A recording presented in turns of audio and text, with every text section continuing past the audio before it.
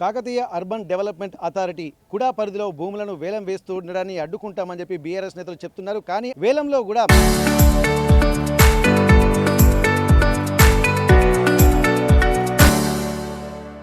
ఇక్కడ పూర్తిగా ఇక్కడ అవకతవకలు జరుగుతున్నాయి. ఇప్పటికీ 1,50,000 పైచిలకు పలకాల్సినటువంటి గజం ధర కేవలం 65,000 రూపాయలు పలికి ఒక అక్రమాలకు పాల్పడుతున్నారనే ఒక ఆలోచనలు బీఆర్ఎస్ నేతలు చేస్తున్నారు. అందులో భాగంగానే గత కొద్ది రోజుల క్రితం ఇటు బీజేపీ మరోవైపు బీఆర్ఎస్ పార్టీ నేతలు కూడా ఇక్కడ కూడా పరిధిలో అక్రమాలు జరుగుతున్నాయన్నటువంటి ఆందోళన చేస్తూ ఇక్కడ అక్రమాలను నిరూపిస్తామని చెప్పి సవాల్ కూడా విసిరారు. అందులో భాగంగానే ఇక్కడ భద్రకాళి దేవాలయంలోకి తడి బట్టలతోటి వెళ్తామని చెప్పి మాజీ కూడా చైర్మన్ చెప్పడాన్ని కూడా చాలా తీవ్రంగా పరిగణించాల్సినటువంటి అవసరం ఉంటుంది. ఇప్పుడిప్పుడే బీఆర్ఎస్ నేతలు ఇక్కడికి చేరుకుంటున్న నేపథ్యంలో అసలు ఏం జరగబోతుంది, ఇక్కడ ఒక ఉద్రిక్త పరిస్థితుల్లో తలెత్తబోయే అవకాశాలు ఉండడంతో ఇక్కడ పోలీసులు కూడా ఇప్పటికే భారీగా మోహరించినటువంటి పరిస్థితి. ప్రస్తుతానికి వీళ్ళ ఆలోచన విధానం ఎలా ఉండబోతుందో ప్రస్తుతానికి బీఆర్ఎస్ నేతలు కొంతమంది మనతో ఉన్నారు. ప్రస్తుతానికి పుష్పలీల ట్రాన్స్జెండర్ గారు మనతో ఉన్నారు. మీరు చెప్పండి, ఇప్పటి వరకు ఇప్పుడు కార్యక్రమాలు ఏం చేయబోతున్నారు? ఇక్కడ కూడా చైర్మన్ గారు మాజీ కూడా చైర్మన్ గారు మళ్ళీసారి రాబోతున్నారు. మరి ఎట్లాంటి పరిస్థితులు తలెత్తబోతున్నాయి ఇక్కడ? All of you good morning. మేము ఇప్పుడే వచ్చాం. మరి మా యాదవన్న గారు తడిబట్ట స్థానం మరి చేస్తానని మాట మీద నిలబడే మరి మగోడు అంటే మరి యాదవన్ననే. మరి ఇక్కడ ఉన్న చైర్మన్ గారు, ఇక్కడ ఉన్న ఎమ్మెల్యే గారు ఏడబోయేళ్ళు. మేము వచ్చినాం గుడికి, ఫోన్లు వేసి అవజరెస్ట్ అయ్యి ఇంట్లో పడుకున్నావా? సిగ్గు శరం ఉందా కొంచెమైనా? మర్రి యాదవరెడ్డి అనే వ్యక్తి వచ్చి ఒక సవాల్ విసిరినప్పుడు నువ్వు ఆ సవాల్ని స్వీకరించినప్పుడు నువ్వు ఓడిపోయావని అర్థము. మేము ఇచ్చిన సవాల్కు మేము వచ్చాము, మేము తడిబట్ట స్నానం చేసాము, ఇక్కడ కూర్చున్నాం. నీకు దమ్ము దగ్గు ఉంటే నువ్వు మా దగ్గరికి వచ్చి మాట్లాడు బిడ్డ. లేకపోతే ఇదే అమ్మవారి సాక్షిగా ఆ రూపాన్ని మేము ధరించాం కాబట్టి ఒక ట్రాన్స్జెండర్గా నేను సవాల్ విసురుతానా? నువ్వు నీ పార్టీ, నీ రేవంత్ రెడ్డి పరిపాలన, నీ కాంగ్రెస్ పరిపాలన చాతగాని పాలనని నేను తెలియజేస్తున్నాను. ప్రజాపాలన అంటే ఇదేనా? ప్రజలను నాశనం చేయడమా? మీరు ఎన్ని అవమానాలు చేశారండి. వేలం పాటలు అగ్గో ధరలో వేసి ఎంత ఇబ్బందులు పెడతారు. ఇది మీకు న్యాయం అనిపిస్తుందా?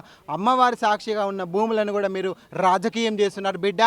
ఈ అమ్మవారి నిన్ను ఖచ్చితంగా అదే పరిస్థితికి తీసుకొస్తే నేను నోటితో చెప్పలేకపోతున్నాను. మరి ఇక్కడున్న చైర్మన్ గారు మరి మీరు ఎందుకు రావడం లేదు? కాంగ్రెస్ ప్రభుత్వ నాయకులారా ఎందుకు రావడం లేదు? ఆయనే అరెస్ట్ అయింది కావచ్చు. ఉన్న నాయకులు చీరగాజులు వేసుకొని ఉన్నారు. అబ్బాయి ఇంట్లో రావాలిగా, సవాలు స్వీకరించింది కదా, మీ వాళ్ళైనా వచ్చి కూర్చోవాలి కదా అని అడుగుతున్నాను. మీరు చెప్పండి, ఇప్పుడు కార్యక్రమం ఎట్లా ఉండబోతుంది? మరి యాదవరెడ్డి గారు మీ అనుచరగణం అంతా వచ్చారు, మాజీ బీఆర్ఎస్ కూడా చైర్మన్ గారు, ప్రస్తుతానికి మీ టీం అంతా వచ్చింది. ఇప్పుడు మీ కార్యాచరణ ఎలా ఉండబోతుంది? ఈరోజు మర్రి యాదవరెడ్డి గారు మొన్న ఒక సవాలు విసిరిండ్లు. ఎవరికి? కాంగ్రెస్ ఎమ్మెల్యే గారి మీద, అదే కూడా చైర్మన్ గారి మీద ఒక సవాలు విసిరినప్పుడు దాని జవాబు ఇవ్వవలసిన బాధ్యత మరి కాంగ్రెస్ ప్రభుత్వానికి ఉందా లేదా? ఇక్కడ ఉన్న ఎమ్మెల్యేకి ఉందా లేదా? ఇక్కడ ఉన్న కూడా చైర్మన్ గారికి ఉందా లేదా? మరి ఎందుకు ఈ దోపిడీలు చేసుకుంటా, రియల్ ఎస్టేట్లకు భూములు అమ్ముకుంటా, ఈ హైడ్రా అని చెప్పని వాళ్ళ ఇండ్లన్నీ కూలగొట్టుకుంటా, వాళ్ళని అది చేసుకుంటా బీద వాళ్ళందరినీ కూడా రోడ్డు మీద తీసుకొచ్చేసిన ఈ ప్రభుత్వం దేనికి? ఇది వాళ్ళ నాశనానికే ఇది మేము అనుకుంటున్నాం. ఈరోజు 30 నెలలలో మీరు పాలించింది ఏంది, మీరు సాధించింది ఏంది, మీరు చేసింది ఏంది? మేము ఎన్ని కొట్లాడి తెచ్చుకున్న తెలంగాణను మీరు సర్వనాశనం చేయడానికే మీరు వచ్చిందని చెప్పని మేము అనుకుంటున్నాం.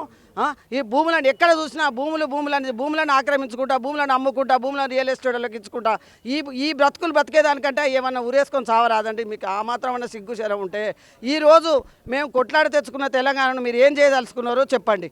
ఇంకొక విషయం, బీఆర్ఎస్ ప్రభుత్వం ఆ మాత్రం మేము పిచ్చిగా మేము ఊరుకుంటోళ్ళం కాదు. మేము ఇన్ని 2001 నుంచి కూడా మేము ఉద్యమకారులు.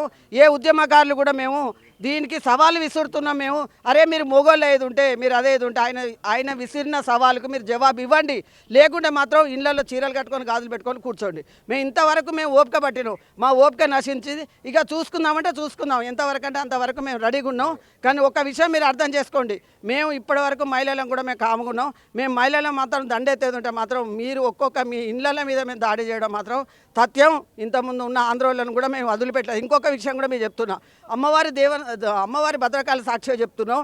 ఇక్కడ తెలంగాణలో మహిళలు లేరని ఒక ఆంధ్ర అయిన పెళ్ళాన్ని సురేఖను ఒక ఆమెను యాదగిరిగుట్ట దేవస్థానానికి ఆమెను ఒక లీడర్గా చేస్తున్నారు. అంటే మళ్ళీ మేము తెచ్చుకున్న తెలంగాణ నాశనం చేయడానికి, ఆంధ్రోళ్ళందరినీ ఒక్కొక్క నిందలు దించడానికి. అప్పుడు పవన్ కళ్యాణ్ వస్తాడు, ఇంకా తోకలగాడు వస్తాడు, ఇప్పుడు ఈమె కూడా వస్తుంది. అంటే మేమందరం ఇక్కడ తెలంగాణలో పనిచేసిన మహిళలు ఎవరు లేరా? అదే నేను సవాల్ జవాబు చేస్తున్నా కాబట్టి చెప్తున్నా. ఇక ముందు జాగ్రత్త బిడ్డలారా, మీకైతే మేము సవాల్ ఇస్తున్నాం. అయితే ప్రస్తుతానికి ఇక్కడ మనం గమనించాల్సింది ఏంటంటే మరి కాసేపట్లో కూడా ఇప్పటికే బీఆర్ఎస్ నేతలు ఇక్కడ చేరుకున్నటువంటి మాజీ కూడా చైర్మన్ మరి యాదవ్ రెడ్డి గారు కూడా వచ్చి తడిబట్టలతో స్నానాలు చేసి సిద్ధంగా ఉంటున్నామని చెప్పినట్టుగానే వారందరూ బీఆర్ఎస్ నేతలు ఇక్కడికి వచ్చారు. ఇక్కడ వచ్చిన తర్వాత మరి ఎట్లాంటి పరిణామాలు జరగబోతుందన్న ఒక క్యూరియాసిటీ, ఆసక్తి, ఒక ఉద్వేగపూరితమైనటువంటి వాతావరణం అయితే తలెత్తేటువంటి అవకాశం ఉంటుంది. ఇక్కడ జరుగుతున్నటువంటి పరిణామాల మీద మరిన్ని వివరాలు తెలుసుకునేటువంటి ప్రయత్నం చేద్దాం. ప్రస్తుతానికి మరి ఎట్లాంటి సవాల్ను కాంగ్రెస్ పార్టీ నేతలు స్వీకరిస్తారా లేదా అన్నది కూడా ఒక ఆసక్తికరంగా మారుతున్న నేపథ్యంలో ప్రస్తుతానికి లోపలికి వెళ్దాము. ఇక్కడ టెంపుల్ ప్రెమిసెస్లో ఉన్నటువంటి బీఆర్ఎస్ నేతలతో మాట్లాడే ప్రయత్నం చేద్దాం.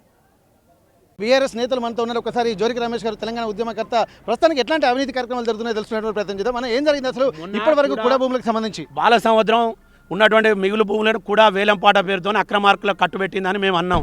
హైదరాబాద్లో బంజారా హిల్స్, జూబ్లీ హిల్స్ ఎట్టునో మానమకుండా బాలసముద్రం అడ్వకేట్స్ భూములకు ధర ఉంటుంది.